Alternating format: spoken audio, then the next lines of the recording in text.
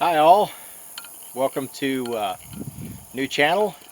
I like to piddle, and this is going to be a channel for projects, and this is my first video for this particular channel, so we'll see how things go. And I'm Tracy, by the way, and feel free to slide into the comments down below and tell me how I should have done whatever it is that I'm doing today. Which brings me to what I'm doing today.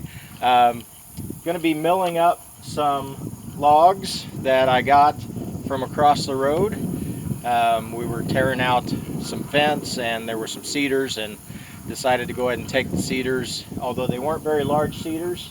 Um, I'm going to mill those up and use them for hobby projects coming up in the next year, so they'll have to dry for about a year.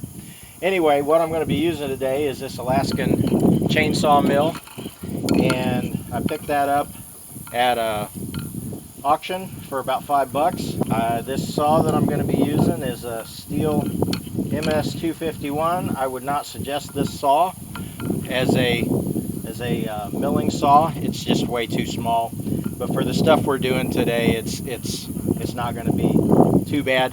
I've been looking at, if I was going to keep this going and do some more of this, the Farmer Techs.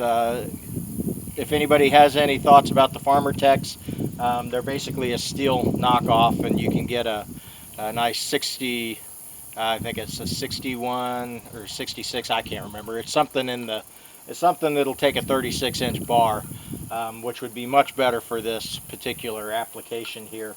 And then if you do know something about that, what are the benefits between, I've noticed when I've been looking, there's a solid bar and then there's a sprocketed bar, and I can't decide if I do decide to buy one of those saws. There's a lot of questions I have, like should I go with a sprocketed bar or should I go with the solid bar at the end? And if you don't know what that is, we'll dig into it here in a second, because I need to pull the saw out of this and tighten up the chain a little bit before I get started. Another question that I had about that was whether to order it from here local, one that's already been shipped over, or if I should buy one straight from China. If you have any thoughts on that, go ahead and put those down, and I'd be interested to read those in the comments as well. So anyway, I'm going to dig into this and set you up so you can see a little bit better. Something I picked up from watching people on YouTube is any of these wrenches or things that you're going to use with your chainsaw, if you take some orange paint, spray them up with some orange paint, then when you drop them in the grass, you don't lose them. That was a pretty genius idea. Simple idea, but a pretty genius idea, and I don't remember who I originally got that from. But the way this thing works here, you just it tightens down onto the blade. I got my hand in the way there so you can't see what I'm doing, but it's got a couple of bolts here at this end and then at the other end as well that you have to loosen a little bit. A couple down at this end as well. Yeah, let's get around there.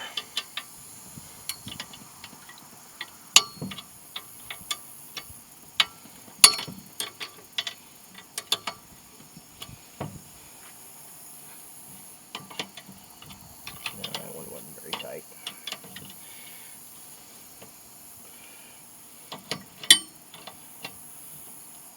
I like to go to auctions and pick things up, and at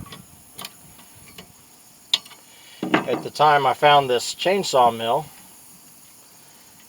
I was kind of getting interested in the possibility of doing some chainsaw milling, and just so happened that I showed up at an auction and there was a chainsaw mill, and nobody on that particular day seemed interested or knew what it was, one or the other. Alright, okay. I also picked up this at an auction as well. Now, paid substantially more than $5 for it because it's in practically new condition. But I've been real happy with it. It's run real well. I did have to put a new carb in it recently, which is kind of par for the course. Sometimes you have to do things. One thing that's nice about this particular one is and I guess you can retrofit these to do it too, but it's got its adjustment right over here on the side instead of up in front of the chain there, so you can tighten it a little bit easier. There we go. Let's get you. It's a brand new chain as well, and a new bar. The other chain just got dull, and I sharpened the chains, but I wanted to have a good backup chain, so I just went ahead and bought another one, and that's what's on it right now. So hopefully it will still be sharp enough today. I used it one other day before this. Hopefully it will be sharp enough to do what needs to be done. Alright, let's check some fluids. See where we're at on oil. Yep, need some oil.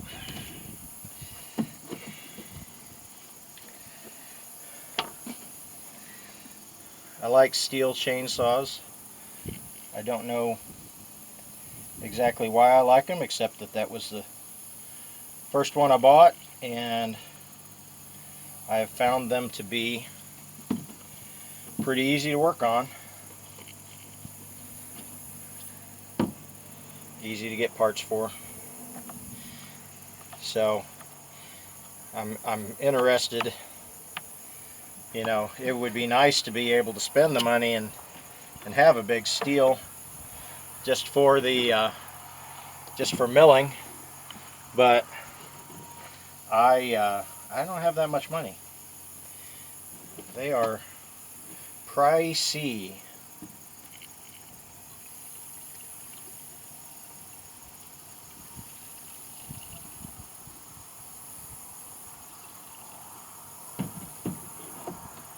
Obviously, this is not a sponsored video by anybody, and I'm not trying to sell anybody on these. They work for me. There's others out there. If you like something different, put it down in the comments. Alright, let's see if we can pop this back into its cradle here. Now, obviously, with this short of a bar on here, I think this is an 18-inch or a 20-inch. I think it's an 18 probably. You don't have much. You don't have much cutting area once you put this thing on. You've only got about 10 inches, 10 to 10.5 inches, maybe 11 if you get lucky, of area that you can be cutting. So this is definitely not a solution for somebody who really wants to mill up a good sized tree for lumber or whatever. Like I say, I'm just kind of getting started into this and piddling around, obviously.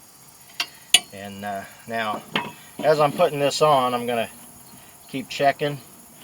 And because this is the sprocketed bar, I have to be careful down here. I've got this out about as far as I can get it.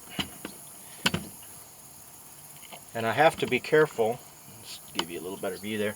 I have to be careful about how tight I tighten this, which maybe that's the reason that people use a bar that's not sprocketed.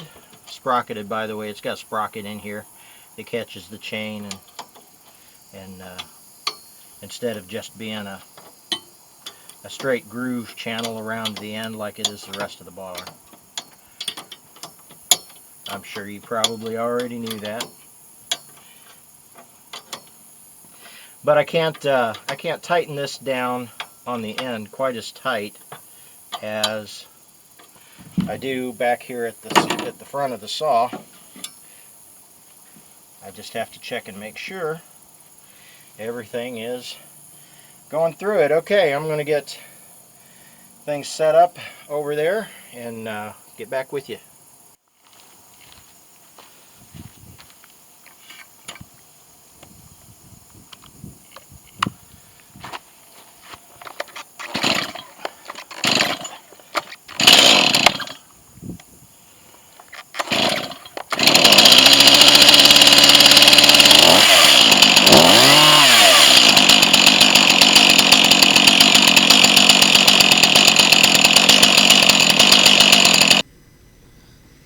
I'm going to do your ears a favor and drop the audio down here while I'm fast forwarding.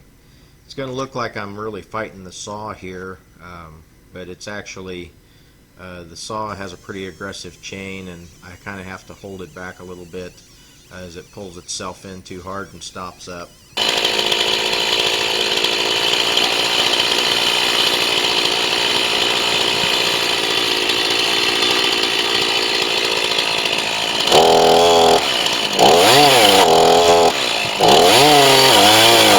You just saw me add a wedge in between the piece that I'm cutting and the log. That helps the chain not get pinched on the back side. Also, you can see that the log that I'm cutting is a little bit, it's rocking back and forth. Later on I added some pieces of wood to stop that from happening on the larger of the two sawhorses. One of the tips that I got from somebody else is to try to saw kind of on a downhill slope, is why I've got two different sizes of sawhorse, and it's kind of moving down. That just helps the saw kind of work on its own, and you don't have to push so hard.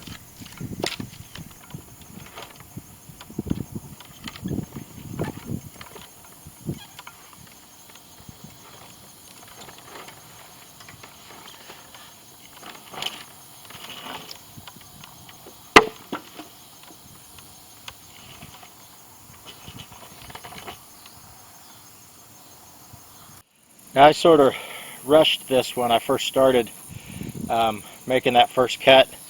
I just did that on the ground with one of the smaller chainsaws to get a flat side, and obviously wasn't the flattest cut, and if you wanted to set it up with a rail and stuff, it'd work better. But I found that with this particular saw, the rail thing doesn't work very well because there's just not enough room. I had set those as my rails. I ended up having to put them right together, and yeah, it was just kind of a pain. It was just much faster to do it the other way. And for what I'm doing, I'm going to plane this stuff down anyway later, so and I don't need that end down there, so I'm just going to get one of the other chainsaws and cut it off and take what I get out of this one and just keep moving.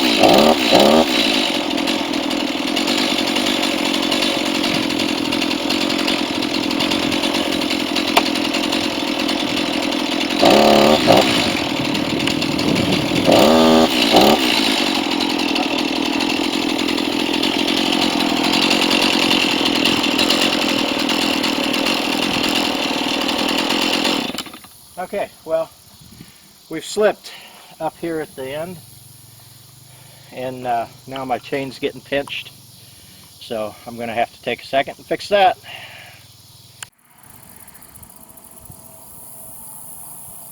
All right, well, that's going to be a wrap for today on this one. Come to find out that it was not catching up there. My hub here has seized up. Show you what that looks like here. Oh, come on now. Get her started.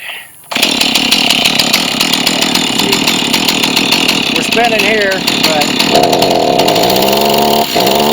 not spinning there, so I got some work to do. So that'll be another day when I finish up that project.